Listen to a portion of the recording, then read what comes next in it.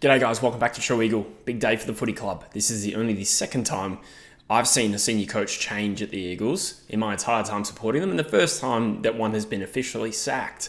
Kind of wish I hadn't stayed up late watching Star Wars last night. I would have been able to do this reaction video a little bit earlier. So Simo's gone. He's been sacked. I was watching some football show, I can't even remember what it was called, and John Ralph says that basically Simo's gone to Pike and said, what are the odds of me coaching out the rest of my contract? And Pike pretty much unequivocally said, there's no chance you're going to be coaching next year, to which Simpson, I presume, then stepped down. So when they say it is mutual, it technically is. Simo made the decision, from what I can gather, to step down now, but he was always going to get tapped on the shoulder at the end of the season. So how do we feel about it? I woke up to the news, I checked Instagram, it was the top post on Instagram, and I won't lie and say I wasn't surprised, but I think that's kind of the nature of waking up to news like that. I probably didn't expect it to see that today, but overall, it's not a big shock. I think there's been a real change in mood over the last 3 weeks, and even I myself, in terms of my thoughts about the situation, have probably shifted since the Hawthorn game.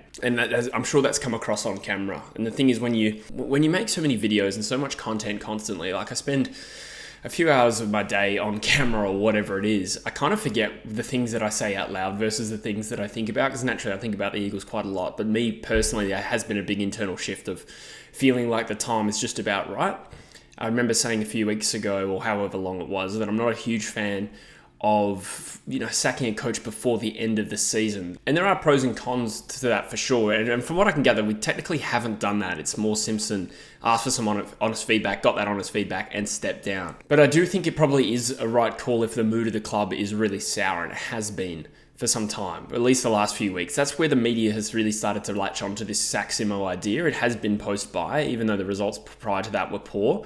It's obviously accelerated in the last couple of weeks, and I think when it reached the point that Ryan Daniels is making an article almost preparing us for that inevitability, Ryan Daniels, as a journalist, has generally been maybe not a mouthpiece for West Coast, but you can tell he's probably well connected there and is on good terms with them and doesn't really, flame West Coast in his articles or anything like that. When he's making an article suggesting that Simpson is probably going to go, that was probably where internally I started to realize it's probably going to happen.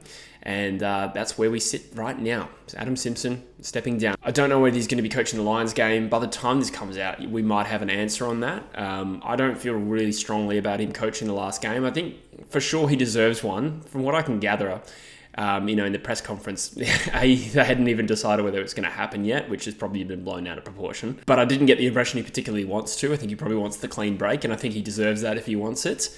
My other concern is, he deserves one, but I don't really have any faith that this farewell game would go well. I know farewell games tend to. You look at Buckley a couple of years ago, when they beat the Demons in that game unexpectedly and he stood down. My faith in our ability to replicate that is pretty low against the Brisbane Lions. But so either way, it doesn't matter too much. So it probably has come at a good time in terms of tension relief. There's absolutely no doubt the mood at the club, certainly externally, and I have no doubt internally, is pretty negative right now. And, Simpson, even though he's been very stoic and very resilient through this period, I know there's fine, you can heap some criticism for where we're at, but coaching West Coast over the last few years must have been the most taxing job in the competition. I have no doubt about that, and I think he's held up pretty well. I think both for him personally, stepping down will probably be the best thing for his health. You could really tell in terms of his interactions with the media, both in the press conference, gives a bit of a clip to Woodcock for sure. But generally his demeanor towards the media for a few years has been quite off. And I think it will be the best thing for him. We've probably taken a few years off his life, so hopefully he can regain that back. I saw a funny meme about someone posted Tim Allen in the Santa Claus, de-aging. that might happen to Simpson. Anyway, but it is a nice little circuit breaker. What can we achieve in the last 7 weeks? I guess we'll get to that, but at least it kind of eliminates a distraction of whenever we have a bad loss, heaping criticism on the coach. You look at Richmond this year, and their season has played out somewhat similarly to how we've gone in the last couple of years. Save for a few really pathetic results, they haven't quite got to that level of shit. But, things are a little bit dire at Richmond, looking from afar in terms of where their list is at, the injury situation they've had, and yet nobody's really heaping that sort of criticism and blame on Adam Simpson, and nor should they. My point here is that hopefully now we eliminate that sort of outside noise constantly speculating over the future of the coach. And the coach himself, whoever that may be, at the moment it's going to be Jared Schofield, but going forward, it's one less thing for them to worry about as well, and probably feel a little bit more freedom to engage in a more long-term strategy around selection. So I've been fairly okay with selection this year for the most part. I think up until the mid-year point, I thought I kind of supported a lot of the selection choices. Sure, there was a few criticisms here and there, but we dropped Gaff, we tried to drop Sheed. We didn't drop Darling, admittedly, but overall the balance of youth and experience was okay, considering we were also trying to figure out our game style and apply it consistently. And we did that with some success. Obviously, we had 3 wins in the first 10 games and things didn't look so bad there. And it is funny to think, when we smashed Melbourne earlier this year, that was only like 7 games ago. It's funny to think how we have fallen in the last 7 weeks. I don't think many people, other than, people who have been staunchly anti-Simpson, I think the majority of Eagles fans would probably have been surprised to learn that in 7 weeks, the next time we play Melbourne, Adam Simpson would be sacked. It really didn't feel like that 7 weeks ago, which shouldn't be interpreted as a veiled criticism from me on a decision to sack him. It's just an observation that things change quickly in this industry, and overall, I think we've probably made the right decision for sure. So I'm intrigued to see what happens with selection now and the approach to trying to get some games into kids. Now, Simo did say that, I think in the press conference post-Melbourne, that things were going to change with selection, and we'll never really know to what extent he was going to oversee that. But it'll be interesting to see what Schofield does here now, because he's got about 7 weeks to try and earn either a spot as senior coach at West Coast or further his own credentials to be senior coach somewhere else someday. So what influence will he have over the direction of the team in the next 7 weeks? Because he probably wants to have some wins and build a little bit of confidence and faith in him as a senior coach. And I imagine he's going to be applying for the senior coach role. Now, he is only one man as part of the match committee, so it's not as if he can come in and completely put his stamp over selection, but he will have a big say, you'd imagine. And it'd be interesting to see what he does with respect to some of these guys in the waffle that we probably need to look at. And with that comes some risk that results get a little bit worse. Now, it is hard to imagine results getting worse, isn't it? But going forward, round 1, 2025, with a new full-time senior coach in, you'd imagine they'd be able to take a bit more of a long-term play. Because as somebody pointed out on, I forget the show I just watched. Is it Hardball Gets? I can't remember. Forgive me, I'm the worst football content creator in the world. I don't even know what I'm watching. Anyway, I think it was Glenn McFarlane pointed out that we were older than Melbourne on the weekend. That's ludicrous. That is ridiculous. They have an aging list to begin with. And we had options. And that's where I'm critical, because I think I've been relaxed in the past where I think in that situation, we probably picked the 22 or close to that I would pick. Over the last fortnight, and in particular Melbourne, and I have been saying this on the channel, the selection choices to go old over young has been baffling and completely not aligned with the direction that this club is supposed to be in. So we get the benefit of a circuit breaker, release of tension, a little bit of a drop in immediate expectation, the distraction of media discussion around who is the senior coach. And it also allows someone more so from 2025 onward to get a bit of a fresh look at this list. And it always helps to have a new perspective.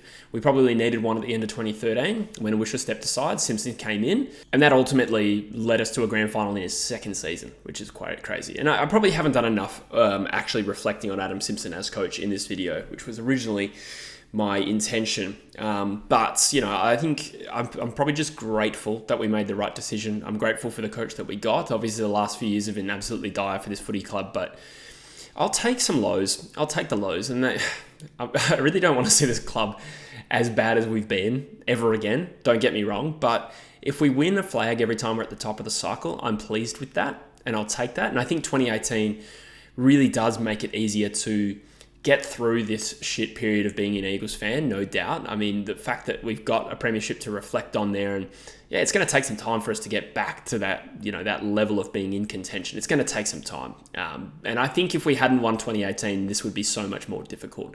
And I have faith that we will get there again. Like I said, though, it's not going to be as quick as last time. In fact, this is already the longest time we've ever spent outside of finals, 4 seasons in a row. But nonetheless, grateful for Simpson. I've always admired him. I think that he is super intelligent. I like the way that he backs in his players to some extent. Obviously, that comes with some downsides, and I've talked about selection, but I do like his values around education and resilience in particular. I think a lot of what he says resonates with me, and I've always admired his resilience, particularly over the last 4 years. Again, you can criticize him all you want, that's fine, but you can't ignore the fact that this would be an incredibly tough job over the last 4 years, and I think his energy level has actually been okay, but it's probably just hit that point where it's probably gotten a little bit too much. And, like I said, he probably would have coached out the rest of his contract had he been allowed to. So yeah, thanks for the memory, Simo.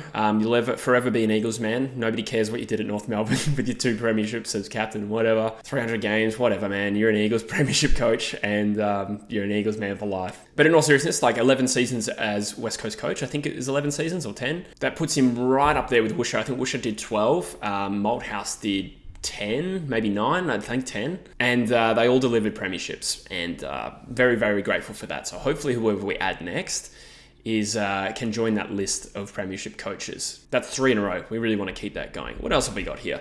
I want to talk about Don Pike. I mean, we obviously changed our CEO at the start of the season, or end of last year. I can't even remember when that was. If anyone wanted somebody with a fresh perspective to come in and make bold moves and, impact the direction of this club, I think we have to give some credit that Don Pike is making strides in that area. One thing I've really noticed is really trying to reconnect the football club with its fans, and I probably didn't realize that we didn't have a lot of that until they started doing stuff like that. So, for instance, a lot of throwback stuff to the 90s team, the 90s jumper, bringing in the inaugural Eagles players, really rebuilding that football club vibe. We probably did get away from that a little bit. That was the first thing I noticed, changing the banner, potentially changing the song. I don't know exactly where that sits currently, but we've definitely made some moves, and now we have a new coach, or we're going to have a new senior coach. So if anyone was concerned that Pike would come in and probably take a back seat, he's actually been pretty aggressive so far, and I feel like we're in safe hands. Obviously, I'm not in a position to appraise him as a CEO, but you have to at least acknowledge that he's making some impactful moves. And the vibe and the feel, like he has a background of being involved in successful environments. He was involved at West Coast when we made the grand final. Then he went to the Crows, which obviously ended badly, but then he went to the Swans. And, I feel like he gives the impression of being someone who knows how to make a club great. And he's been at least part of an aggressive move here. Even though he had a pre-existing relationship with Simpson, he's put the club first. And got to admire that. So then on the press conference, a few people saying it was uncomfortable. I don't know what you're expecting. It is an uncomfortable situation to be in.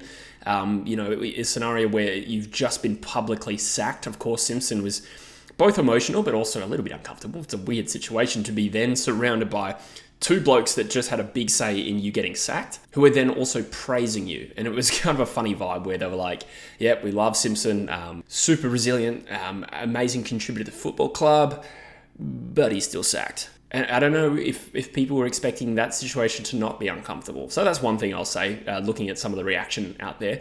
There's also been a lot said of a few interactions Simpson had with players. So there's a couple doing the rounds at the moment. One is with Harley Reid / Bailey Williams. Now, there's some footage on Reddit. I think it's gone kind of viral to some extent, so you may or may not have seen it. But Simpson walks past Bailey Williams and Harley Reid. He seems to say something to the pair of players and then walk off. The prevailing thought is that what he says is, "You've had your say," and then he walks off looking a bit shirty, and then Harley Reid does this little evil smile. Now, I think that has taken this way out of proportion. I've listened to it a million times now because, of course, my curiosity got the best of me, but I don't hear him say that. I don't hear him say anything. You just hear blah, blah, blah. So that's my comment on that. I mean, if he did say "you had your say" and Harley Reid smiles evilly, then yeah, I think that is something to be concerned about. That doesn't make me feel good. It makes Harley Reid a little bit of a villain, even if it is the right move for the football club. You don't like to think somebody's being a bit of a puppet master or particularly smiling evilly afterwards. But I don't think that's what was said. At least we don't know. You just can't hear it. And I suppose we'll never find out the answer to that. But yeah, I just thought I'd say, like, I've watched it a million times. I haven't heard him say anything resembling "you've had your say." You just can't hear what he says. Then there's another interaction where he walks out and he gives Sheed a bit of a bump, and Sheed sort of loses balance. And as far as I'm concerned, you can clearly see Sheed smiling. The idea that Simpson would like hip and shoulder him aggressively on the way up from a press conference is so rogue. He definitely wouldn't do that. I think it was a playful one, and Sheed had a bit of a smile on his face. So again, I think it's natural for the internet, particularly these days, to take things and blow them out of proportion and make a mountain out of a molehill. But I am not really seeing any evidence that there was anything going on with either of those interactions. So to finish off, let's talk about potential replacements. Again, this is content that will probably continue until, I don't know, you'd imagine by the trade period or sometime throughout September when we're not in finals, we'll start finalising that. That being said, 3 of the top candidates are all at clubs that are in the top 3. So to be specific, Dean Cox seems like the biggest candidate to take this role. He's done a pretty long apprenticeship. He's been assistant at the Sydney Swans for however many years now, and involved in successful environments, and a former club legend, absolute legend at West Coast. This one makes the most sense from a romantic point of view, but also the resume and the credentials stack up really nicely. So you'd imagine he's a leading candidate. There has been like a belief out there that Dean Cox wouldn't leave Sydney to join West Coast. Now, I don't know what his personal life's like, but even if you were, promised maybe John Longmire's job in a couple of years, surely that's not enough to keep you away from the club that you are a club legend of, and you have the immediate $1 million contract of ready to go. Like, who would stick around at the Swans for that? Am I going crazy there? Like, surely Dean Cox wouldn't say, no, I'd rather wait for the Sydney job in 3 years. Who else we got? We got Jamie Graham, who has done a fairly long stint. He was with us for a while. Is he at Fremantle now? He's at Fremantle now. And then Ash Hansen is at Carlton. So that's the top three, all three of those teams. So we might not even begin the interview process until after grand final day. So I will be able to maybe offer some greater thoughts on that as time goes by, but those seem to be the three leading candidates. The other thing, though, is that we've just mentioned three former Eagles players, which is probably a little bit of a reductive way of looking at this, and I'm not necessarily locked into that. However, I do think those probably are three very strong candidates as far as assistant coaches go. Some other names are Josh Carr. It sounds like he might be teed up for Port Adelaide. I've heard that through the grapevine. That being said, Ken Hinkley still has not been sacked, so I don't know how real that is. Also, he's a former Fremantle player. That's a bit gross. Gian Syracuse, McQualter, there's some other names out there, but we'll see what happens. And, we don't necessarily need to go with a former Eagles player. It just so happens that Dean Cox has the best resume. But Peter Sumich also had a really good resume, and I'm so glad we went Adam Simpson over Peter Sumich all those years ago. One other thing to consider is maybe the age of the new coach. So Simo was 38, and I do think now, as much as any time in the past, we do need to bear in mind that we want a coach who can connect with a new generation of players, because we are going to be a rebuilding side.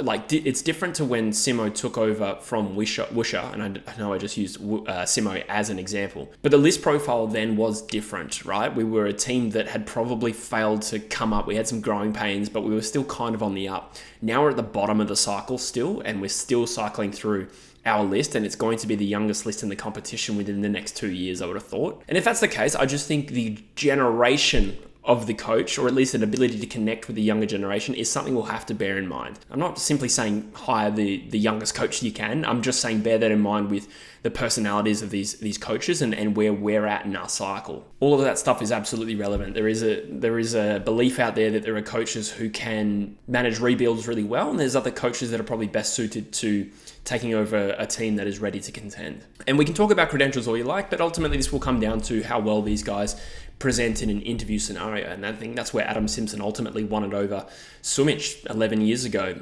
His presentation was really compelling, and the ability to deliver a good one is going to be key here. But again, we have so much time to talk about a new coach. We've got the last 7 weeks of the season to get through, and there's always stuff we can be gained, and it may even present new opportunities, without the pressure of Simpson, trying to protect his job. We might see guys like Marek come back in and play in his desired role. That has to happen this week. And when I say desired role, I actually mean maybe wing and halfback for a little bit. But anyway, I'll summarize before I get too tangential. I'll do a Eagles Lions preview soon, but to summarize, definitely a little bit bittersweet. I don't think there's a part of me that's, really pleased about it. I do think it's probably the right move, don't get me wrong.